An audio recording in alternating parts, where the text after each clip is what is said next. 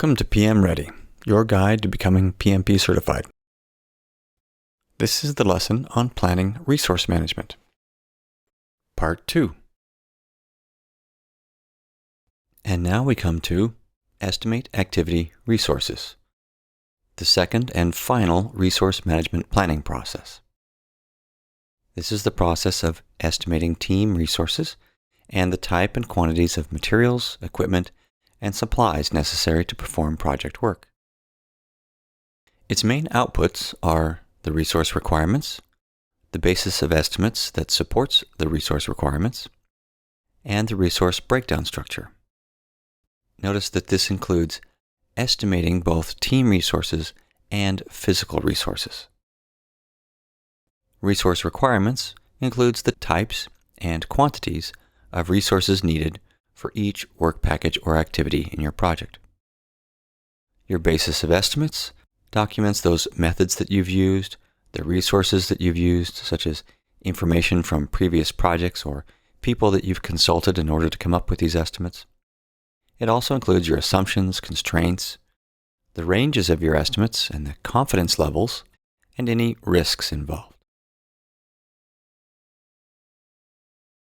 You've seen this resource breakdown structure before in the plan resource management process, and it's in that process that the resource breakdown structure is used as a guide to the categorization of resources needed for the project. Now, in the estimate activity resources process is when it becomes a completed document that will be used later in the project to acquire and monitor resources. In other words, it was during the plan resource management process that the resource breakdown structure was used to categorize and organize your resources. But it's not until now, the estimate activity resources process, that you really fill it all in so that it's a complete document. Now we come to something that really isn't very clear from the PMBOK guide. And that is, what order do you do these activities in? This is a very common question for people trying to understand all of these processes. First of all, before you even get to this point, you should have at least your first drafts of all of your project management plans and all of those subsidiary plans, such as the scope management plan, the schedule management plan, the cost management plan, the resource management plan, also for stakeholder engagement, communications, and so on. You should have those in place well enough to guide your planning processes. They may be refined later during the life cycle of your project, but your first drafts should be done. Once that's done, then you start the process of the actual planning for your project, starting with scope. You collect your requirements, define scope, and create your WBS. And you should generally do those activities first and in that order. Then once you have that information, you can define activities and sequence activities. But then at that point, you have to stop. The next scheduling activity in the PMBOK guide is estimate activity durations. But you can't do that without first doing estimate activity resources. It even does show in the PMBOK that this process of estimating activity durations has as inputs several outputs of estimate activity resources, such as resource requirements and resource calendars. So this has to happen first. This isn't clear from the PMBOK, but this is the order that things need to flow in for all of your inputs and outputs to match up properly. So you do your estimate activity resources next. Then, once that's done, you can come back to your schedule management planning and estimate your activity durations and develop your schedule. Once you have those in place, now you have the resource and scope and scheduling information you need to estimate costs and determine your budget. Many of the processes listed in the PMBOK guide are listed in roughly the order in which you would do them, but some are not, such as the creation of all of the subsidiary plans, and things like stakeholder engagement, planning for that, and your communications planning. Those are things that need to go together and should probably happen earlier in your project, because you need to know how to engage your stakeholders in order to meet with them properly, to collect requirements and define scope, and so on. A few key concepts to keep in mind as you estimate activity resources are that, first of all, you should look outside of your organization as needed for the skills that you need to maximize project success. Consider the need for outside consultants or training for your team members and others, the need to build cross-functional teams so that you can get the expertise and perspectives that you need from different areas of your organization, and the need for participation from subject matter experts from other departments. For example, you may be working in an area in which local laws or culture or customs or practices are unfamiliar to you or your team, and it can be important for you to engage with local consultants to provide the information and training and cultural sensitivity and awareness needed to be successful. Suppose that you decide that you want to do continuous delivery in your software development project, but no one on the team has really had much experience with that before, or maybe they've had a little, but they're aware of someone in the organization or perhaps outside the organization who is a specialist with years of experience in this area, who could be a valuable resource to you at the beginning of your project and at key points during the project to make sure that your continuous delivery is executed efficiently and effectively. You may also decide that in this case you want to improve your visual design and you don't have enough need within your organization to justify hiring someone full-time, or perhaps you don't have time on this project to find a full-time long-term resource, so you could hire someone temporarily to come in and join your team as an expert visual designer. Or you may be working on a construction project and working in an area that has some unusual soil conditions, and bringing in an outside consultant who is a soil engineer could be critical to your project's success. To estimate your activity resources, you'll need some inputs. Rather than trying to memorize these, instead try to understand what you need in order to estimate activity resources, and think about those documents and artifacts that you have available that could help you. Your activity list and your activity attributes will top the list. These are your primary source of information for estimating the resources you need to complete these activities on your project. Your attributes include also resource requirements, imposed dates on these activities, any required locations in which these activities need to be performed, as well as any assumptions and constraints about activities. Your scope baseline is also on the list because it contains some details of the work that needs to be done that can affect your resource estimating. Resource calendars are on the list because your resource calendars show when your resources are available, those work days and shifts and hours that they are available and when they're not, including times like weekends and holidays in which resources are not available. Your cost estimates are also on the list because as you're estimating resources, you may want to choose among available resources based on the costs of those resources. Of course, you have your resource management plan because all of your planning processes need to consult with the rules that have been set up by that knowledge area's management plan. And then you have your assumption log and risk register are common inputs simply because there are all sorts of assumptions, constraints, and risks that can affect your planning. And as always, you have some enterprise environmental factors and organizational process assets. This list of enterprise environmental factors and organizational process assets should look pretty familiar to you by now, including things like organizational culture, published data, in this case published estimating data about resources and resource durations and costs and so on, and marketplace conditions, because in the marketplace you may have different availability of different resources. And the resource locations, availabilities, and skills that are available to you in your enterprise are certainly on this list.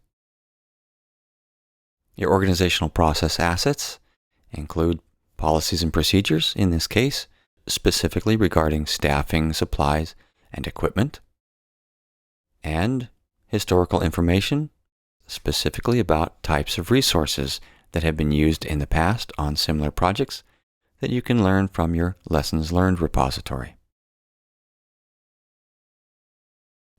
And now we come to the tools and techniques for estimate activity resources. It starts, as always, with expert judgment, because in your organization you may have some individuals who have specialized knowledge or training in estimating resources. Also on your list you have your bottom-up, analogous, and parametric estimating techniques. Your bottom-up is when you estimate for each activity, one by one, what the resources needed are, and add those up. Analogous is your quick estimating method, when you compare this project to similar projects and make the high-level estimate or analogous estimate that you'll need about the same resources as you did for this other similar project. And parametric estimating, in this case using simple formulas for calculating how many resources you need based on the level of effort, as well as the resource productivity and your scheduling needs. For example, if you have an activity that you determine requires 80 hours of effort, but according to your scheduling, you have only 1 week in order to do it, then you know you probably need 2 resources to get this done. On the other hand, you may have slightly more complex formulas that dictate that you can't just divide this in half like that, but that you will need more like 3 resources to get this 80 hours worth of work done in 1 week. You also have a data analysis technique of alternatives analysis, which sounds like a mouthful, but is simply a matter of considering your alternatives and deciding on which of these alternatives to go with. Alternatives such as different resources that have different capacities or capabilities, different levels of productivity, different costs, different setup times or training requirements, and so on. Also, you have resource management and planning tools in your project management information system. And you'll have meetings with functional managers or team members if you have them in place already, or if you're revisiting this process during the course of your project, you'll want to include your team members. You'll have meetings with these people to estimate the resources needed and the level of effort needed for each activity, the quantities needed, and so on.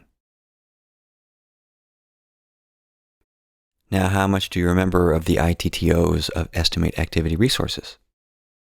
Start first with the outputs, then the inputs, then the tools and techniques.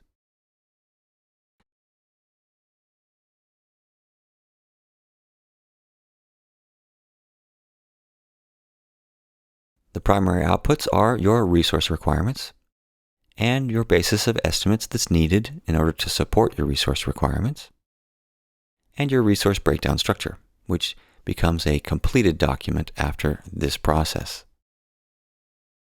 As you're estimating your activity resources, you may need to update some of your other project documents, including your activity attributes and assumptions in your assumptions log, and even lessons learned can be added to your lessons learned register.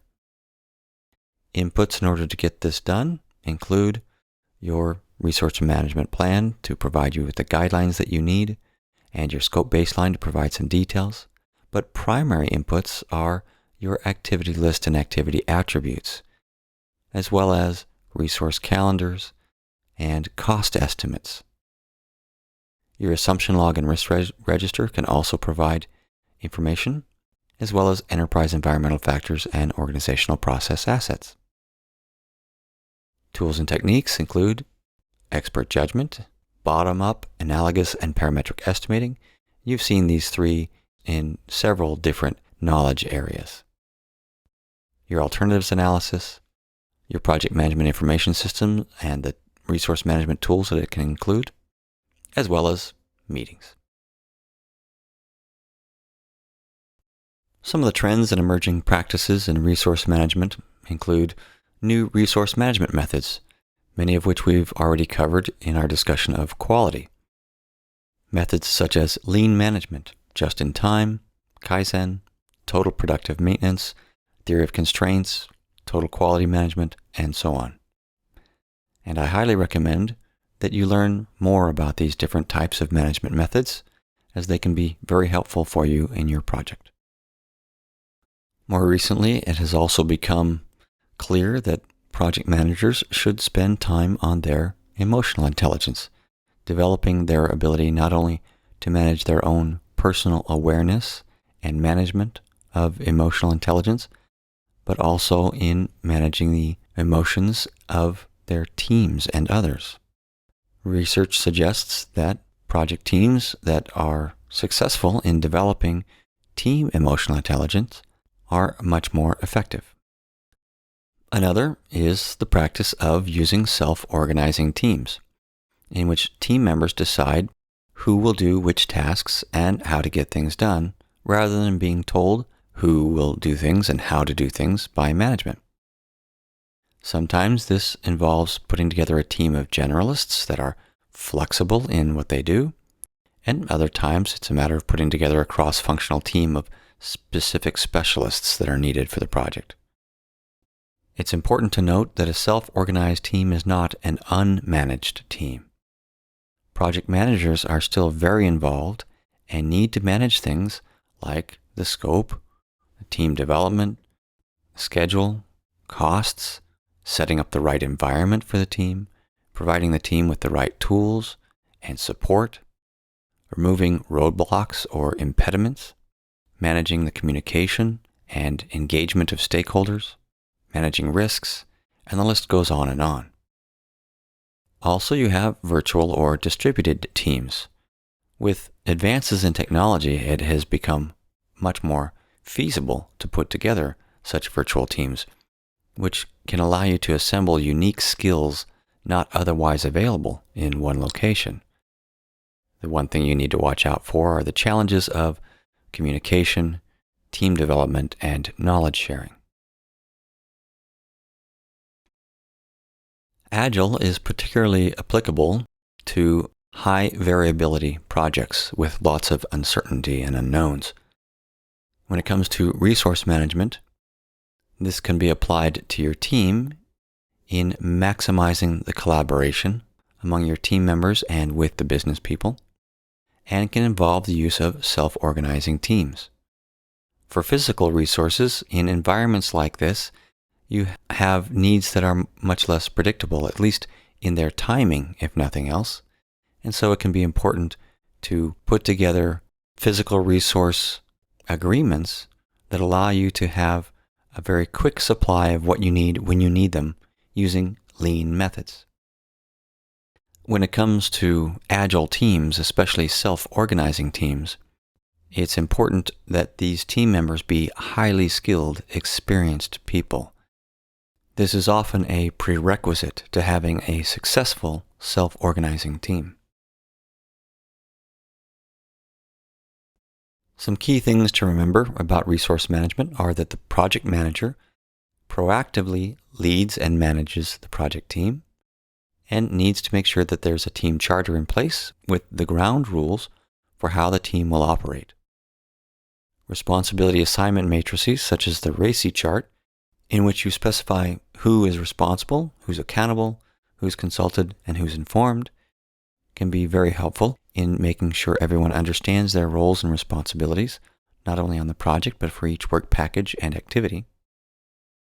It also includes the management of physical resources, how they'll be sourced and delivered, how you'll manage inventories and availabilities. Your resource breakdown structure should include all of the resources that you need for the project organized into categories. You'll use estimation techniques that you used in other knowledge areas, including bottom-up, analogous, and parametric estimating. And you should also consider some of the newer approaches in collaboration, self-organizing teams, and lean management. To review, you can refer to these pages of the PMBOK guide.